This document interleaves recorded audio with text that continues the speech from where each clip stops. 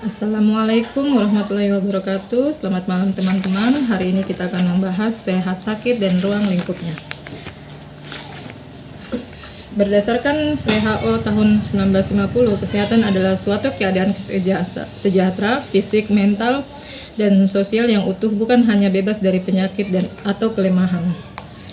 Di Indonesia, konsep sehat WHO diadopsi ke Undang-Undang nomor 23 tahun 1992 tentang kesehatan, yang menyatakan kesehatan adalah keadaan sejahtera dari badan, jiwa, dan sosial yang memungkinkan hidup produktif secara sosial dan ekonomi. Kita akan membahas di sini pengertian sehat. Pengertian sehat pada hakikatnya sehat adalah kesehatan yang dapat diartikan sebagai kondisi yang normal dari kehidupan manusia.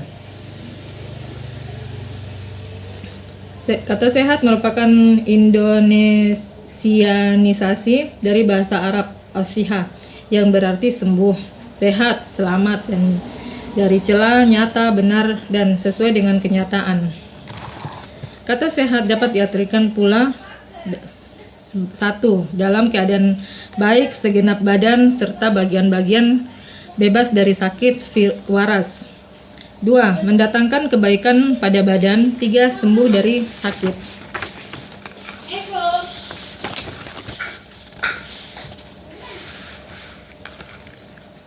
Perilaku sehat adalah perilaku orang yang sehat untuk memelihara dan meningkatkan kesehatan mereka. Oleh sebab perilaku ini secara rinci mencakup tindakan atau perilaku mencegah dari sakit, kecelakaan, dan masalah kesehatan yang lain, termasuk dalam tindakan preventif. Meningkatkan derajat kesehatan itu masuk dalam tindakan promotif, yakni perilaku-perilaku yang terkait dalam peningkatan kesehatan. Perilaku orang sehat supaya tetap terhindar dari penyakit sekurang-kurangnya mencakup hal berikut. 1. Makan dengan menu seimbang. Komposisi makanan sehari-hari terdiri dari makanan yang mengandung karbohidrat, protein, lemak, mineral, dan vitamin. 2.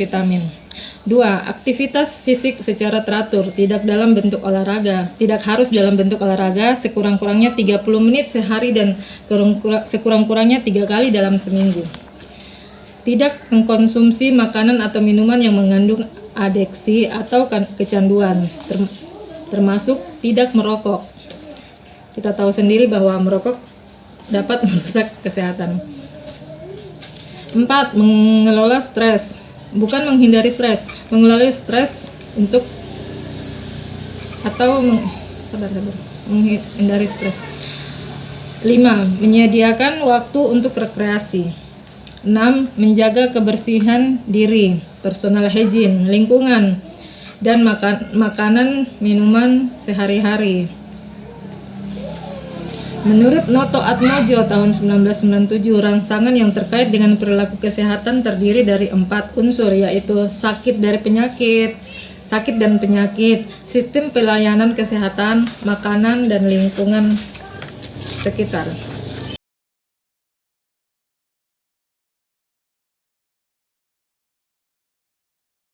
Penyakit tidaklah sama.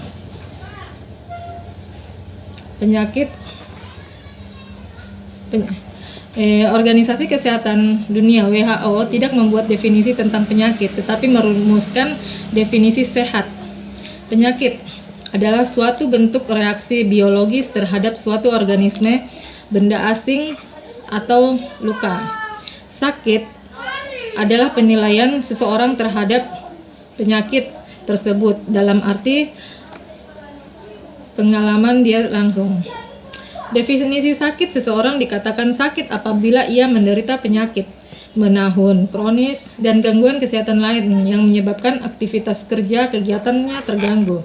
Walaupun seseorang sakit, istilah sehari-hari seperti masuk angin, pilek, tetapi bila ia tidak terganggu untuk melaksanakan kegiatannya, maka ia dianggap tidak sakit. Sujati 2005. Dalam klarifikasi perilaku kesehatan Becker 1979 ada 3 perilaku, yaitu perilaku sehat, perilaku sakit, dan perilaku peran sakit. Perilaku peran sakit yaitu segala aktivitas individu yang sedang menderita sakit untuk memperoleh kesembuhan. Perilaku ini di samping berpengaruh terhadap kesehatan dan kesakitannya sendiri, juga berpengaruh terhadap orang lain, terutama pada anak-anak yang belum mempunyai kesadaran dan tanggung jawab terhadap kesehatannya. Orang yang berpenyakit dan orang yang sakit adalah 2 hal yang berbeda. Berpenyakit adalah suatu kondisi patologis yang objektif, sedangkan sakit adalah evaluasi persepsi individu terhadap konsep sehat sakit. 2 orang yang atau lebih secara patologis menderita suatu jenis penyakit tertentu yang sama, bisa jadi orang yang satu akan merasa lebih sakit dari yang lain, dan bahkan orang yang satu lagi tidak merasa sakit. Kita masuk berikutnya, yaitu ruang lingkup sehat sakit. Pembagian domain perilaku kesehatan oleh Benjamin Bloom ini dan untuk kepentingan pendidikan praktis dikembangkan menjadi 3 ranah perilaku sebagai berikut. 1. Pengetahuan. Pengetahuan adalah hasil penginderaan manusia. Dengan sendirinya, pada waktu penginderaan sampai menghasilkan pengetahuan tersebut sangat dipengaruhi oleh intensitas perhatian dan persepsi terhadap suatu objek. Secara garis besar dibagi menjadi 6 pengetahuan, yaitu 1. Tahu, 2. Memahami, 3. Aplikasi, 4. Analisis, 5. Sintesis, 6. Evaluasi. Tadi 1 pengetahuan ya. Kedua sekarang adalah sikap. Sikap dan seperti hal pengetahuan, sikap juga mempunyai tingkatan berdasarkan intensitas sebagai berikut. 1. Menerima, 2. Menanggapi, 3. Menghargai, 4. Bertanggung jawab. Yang ketiga adalah tindakan atau praktik. Praktik atau tindakan ini dapat dibedakan menjadi 3 tingkatan menurut kualitasnya, yaitu 1. Praktik terpimpin. Apabila subjek atau seseorang telah melakukan sesuatu tapi masih tergantung pada tuntutan atau menggunakan panduan. 2. Praktik secara mekanisme. Apabila subjek atau seseorang telah melakukan atau mempraktikkan sesuatu secara otomatis. 3. Adoption. Suatu tindakan atau praktik yang sudah berkembang, tidak sekedar rutinitas tapi dilakukan modifikasi dan berkualitas. Sekian dan terima kasih. Wabillahi taufik wal hidayah. Wassalamualaikum warahmatullahi wabarakatuh.